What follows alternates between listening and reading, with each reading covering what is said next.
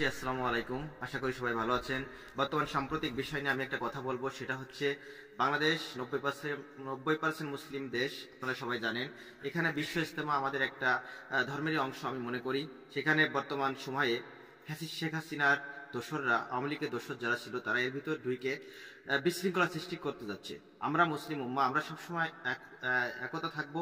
এখানে সাতপন্থী জুবায়ের পন্থী বলে কোনো কথা নাই। এখানে সাতপন্থীও জিতে গেছে, জুবায়ের পন্থীও জিতে গেছে। হেরে গেছে আমার ইসলাম, হেরে গেছে আমার নবী, হেরে গেছে আমার নবীর আদর্শ।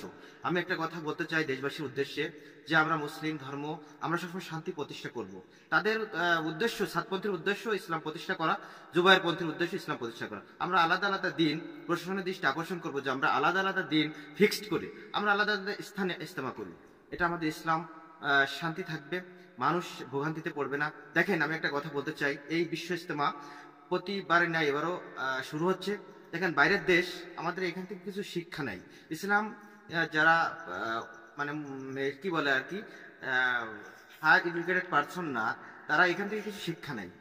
যারা কথা বলা যায় মূর্খ, যারা তারা এখান থেকে শিক্ষা নেয়। কিন্তু যারা এই যে অশিক্ষিত, অসচেতন, তারা ওইখান থেকে যদি এই মারামারি, হাঙ্গামা, অস্ত্রবাজি শিখে আসে, তাহলে তো ইসলামের সৌন্দর্য নষ্ট হবে। এজন্য আমি বলতে চাই, ভাই, আমরা যারা মুসলিম, আমরা এই যে বিশ্ব ইজতেমাকে যাতে সাফল্য মণ্ডিত করতে পারি, এজন্য সবাই উদাত্ত আহ্বান থাকবে। আমরা সবাই এক হব এবং এক হয়ে এই বিশ্ব ইজতেমাকে যাতে সফল করা যায়।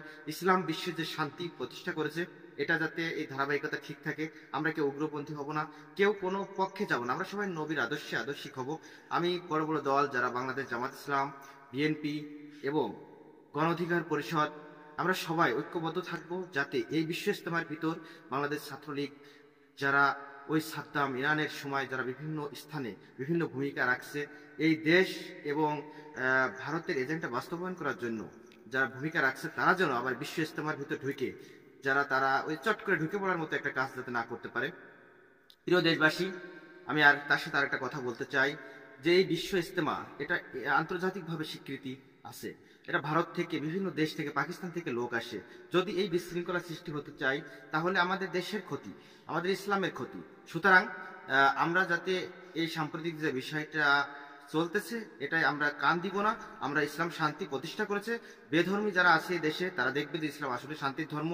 এর ভিতর, এই বিশ্ব ইজতেমার ভিতর এক ধরনের কুচক্রী মহল ঢুকে, আমি বলবো ফ্যাসিস্ট শেখ হাসিনার আমলে তারা এর ভিতর কিছু অংশ লোক ঢুকে এই ইসলাম যে শান্তির ধর্ম, এটা বিনষ্ট করে ভারতকে খুশি করার জন্য এটা করছে। আমি ভারতের দৃষ্টি একটা আকর্ষণ করব, যে আমরা বাংলাদেশের 90% মুসলমান, আমরা সর্বদা দল মত নির্বিশেষে সবাই ঐক্যবদ্ধ আপনাকে দাঁত ভাঙা জবাব দেওয়ার জন্য। আপনার ভারতবাসী, আপনাদের সাথে আমরা সৌহার্দ্যপূর্ণ সম্পর্ক রাখতে চাই।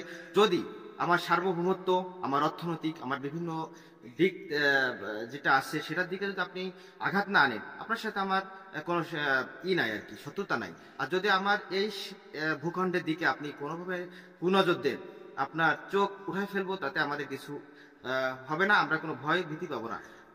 একটা কথা বলতে চাই, ভারত আপনার ভূখণ্ড বড় হতে পারে, কিন্তু আমার দেশে আছে কি জানেন? ইমানি শক্তি। এই ইমানের শক্তির মাধ্যমে আপনি শুকনো পাতার মতো আপনি উড়ে যাবেন। সুতরাং আমার দেশের উপর কুনজর দেবেন না। আমি ভারতবাসীকে ভালোবাসি, তাদের সাথে সৌহার্দ্যপূর্ণ সম্পর্ক রাখতে চাই, কিন্তু আমার সার্বভৌমত্ব, অর্থনৈতিক দিক তাকালে আমি তাকে রেহাই দিব না। আমি